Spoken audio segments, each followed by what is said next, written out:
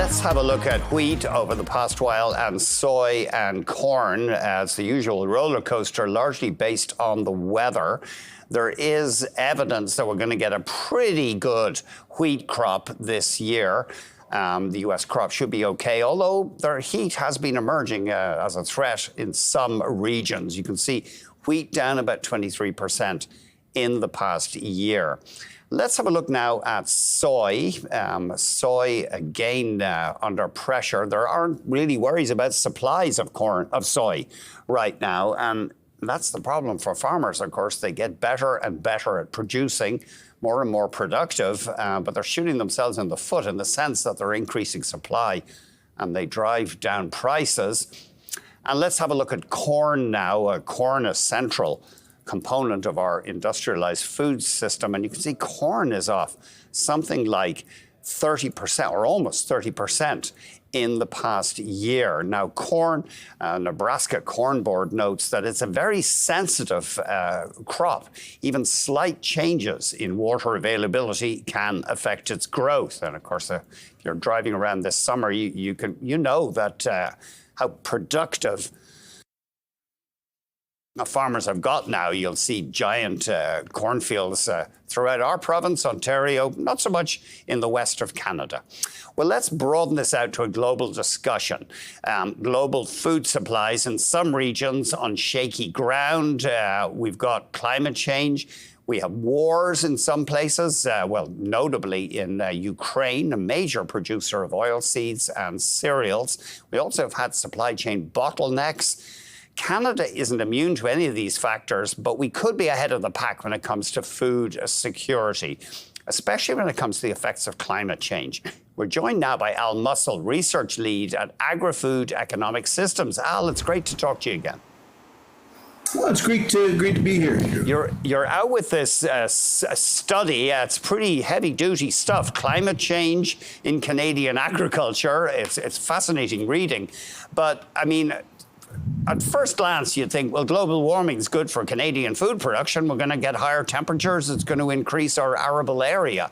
But it's not that simple, I don't think. No, it isn't that simple. But you know, that is pretty important, though. You know, here we are at the northern fringe of feasible agriculture globally. And if you have changes in the climate that make it warmer and not drier, and indeed in many cases wetter, then that's just greater production potential for you. So that's very important, actually. You say in the report that we've heard this, that temperatures are increasing rapidly in the Arctic and disturbingly fast. And in winter, we've had these mild winters, but not that much on the prairies. That's interesting. Yeah, that's the result largely of the ECCC work in Canada and other research work. Seems to be pretty consistent in that regard. But the growing season itself is becoming longer, so that's great for Canada. Oh, absolutely. Again, you know, thinking about Western Canada, parts of Ontario, parts of Eastern Canada, where the climate is the leading kind of constraint on production.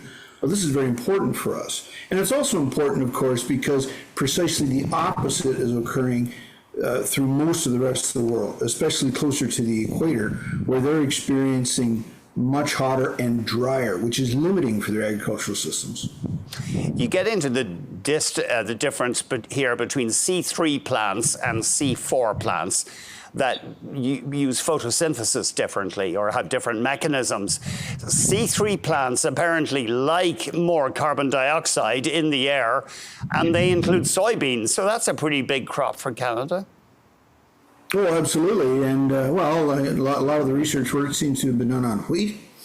And we've seen yield increases up to 20% with supplemented, higher than we have in the atmosphere today, mind you, but supplemented CO2 levels. Well, a 20% yield increase is massive. Yeah.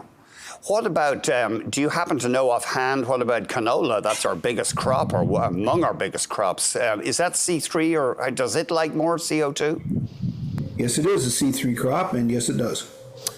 Do you think is Canadian policy ready for this? I mean, so if we become, and it's a granary to the world, we are already a major food supplier, but if we become more important, are policies in place to take account of that? Well, the challenge that we have is look, climate change is a very, very important matter. It may be the challenge of this generation. We've looked to all sectors of the economy to do their part. The difficulty is because we're talking about food, and food is such an inherent need, and Canada is such a large player that stands to actually benefit, at least for now, from climate change. What we would not want to do would be to impair efficiency in the agricultural system if we bore down too heavily on mitigation.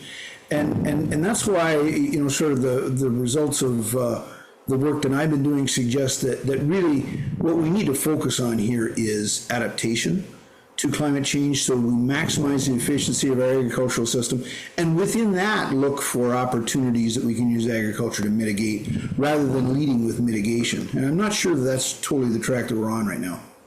But we've only about a minute left. The government has talked about cutting fertilizer emissions by 30% by the end of this decade. The fertilizer industry, reacted indignantly. Is that a realistic goal, though, to bring down the emissions like that? Well, that would be a good example of a measure. Now that's a voluntary measure that's been discussed, not a mandatory one. Okay. But that's a good example of something that would sacrifice adaptation for mitigation. And well, look, Andrew.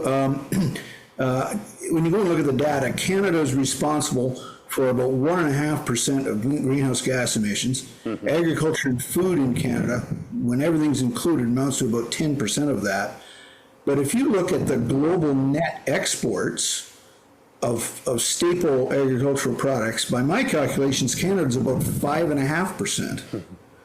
So can you imagine? You're sort of you would hate to be in a position where you're trading off 5.5% net export share to expand on a 0.15% share of mitigation of greenhouse gas emissions, and the point is that we need the food. Sure. Finish your thought there, Al. Food is scarce in the world, and it's getting more so with climate change.